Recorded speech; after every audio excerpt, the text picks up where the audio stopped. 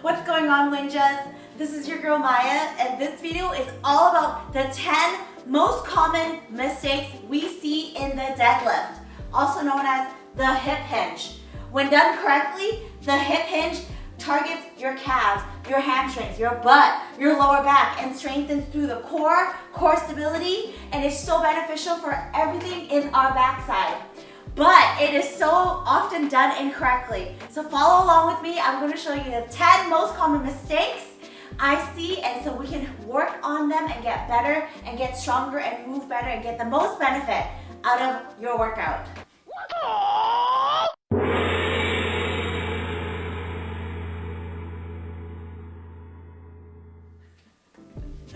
If you haven't already, please make sure you subscribe, press that bell, share this video with all your friends that need to work on their deadlift. Now, let's start. Okay, the deadlift looks like the most simple exercise ever, right? Which is, but there are so many different nuances and it's actually quite complex.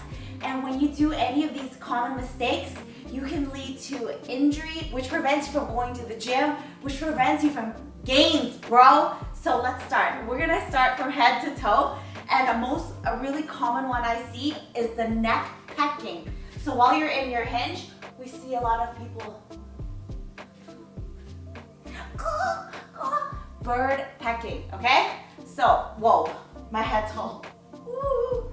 Number 2, we see a lot of belly that's out and disengaged. So, belly's out, disengaged, which means your core is not activated, which means you're not getting the full benefits of the deadlift, which is a lot of core and ab work. So many people think that they need to do just isolated crunches and sit-ups, but when you do big lifts such as a deadlift and a squat, and when you do it correctly by engaging your core, you're getting an ab workout in and of itself. So the neck's tweaking out, the belly's out. Third mistake I see is the back arching. So now you got your belly out and now you got your back arching. That Instagram booty. When your back is arched and your butt is out, you're lacking the engagement in the core once again, plus you're losing your spinal alignment. And that can lead to a lot of lower back injuries that we see so often when people are deadlifting with this Friday night at the club mode, okay? 5th common mistake. It doesn't matter what you're using to lift with, whether it be a kettlebell, dumbbell, or a barbell, your weight should be skimming your shin. So a big mistake we see is the weight is way out here, drifting away from your body, okay? So what we should be seeing is it's skimming right here. What I do see a lot is it's way out here, and it's traveling away from you, okay? What that does is it's putting a lot of strain on your lower back instantly. Plus it means that you're not engaging at the lats. Now this video is strictly on the mistakes that I see. The next video I'm going to make for you guys is how to fix it. But if your weight is not scraping your shins, you're doing it wrong, okay? So the 6th most common mistake is the knees are locking out or the knees are caving in. So although the deadlift is a hip dominant movement, your knees are not just chilling in the background like, yeah. Your knees are all a part of the whole sequence, which is why a deadlift is a total body exercise. So I see a lot of people forgetting that and locking out their knees in their hinge.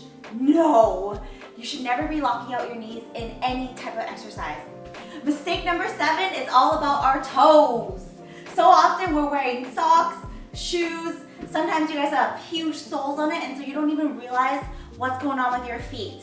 And a huge part of the way I love to train you is to have you bring awareness to every single little part of your body. This is the Winja way, yo. So the toes should be totally planted and squeezing into the ground and ripping the floor away. Mistake number 7 is all about lots of movements in the toe, which your stability is going to be generated through your feet, through your ankles, and up through your whole entire body. If your toes and your feet are not totally connected to the ground, that's where you're going to lose that stability. Number 8 is where we see people hyperextending their back, okay? Please don't do that. It is You're gonna injure yourself. Your back should, especially if you're carrying a lot of weight. We see people locking in, but like this, okay? Instantly, you're gonna lose that core engagement, that spinal alignment, so do not hyperextend your back. Mistake number 9 comes at the top of the movement, the top of the deadlift, and it's when the butt is not squeezed. And that's just basically leaving gains on the table, and we should never leave booty gains on the table. What I'm talking about is people picking up the weight and then just putting it back down and not giving me that extra.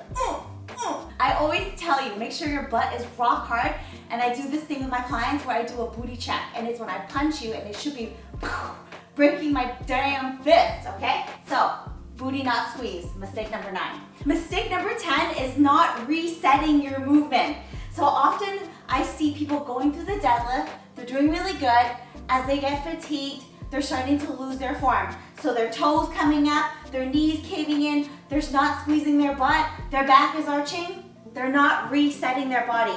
Every single rep that you do, no matter if you're using heavy weights or lightweight or no weight, you should be resetting, meaning you're checking yourself, checking where you're at. Reset, get engaged, get connected, okay? There's a lot going on. This is just video 1. Make sure you come back for part 2 where we fix these common mistakes.